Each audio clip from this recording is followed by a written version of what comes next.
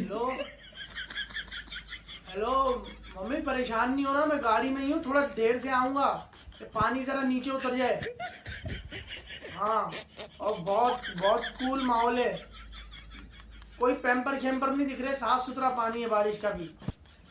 जी जी ठीक है। ठीक है, मैं एंजॉय कर रहा हूँ, आप परेशान ना होना, ठीक है।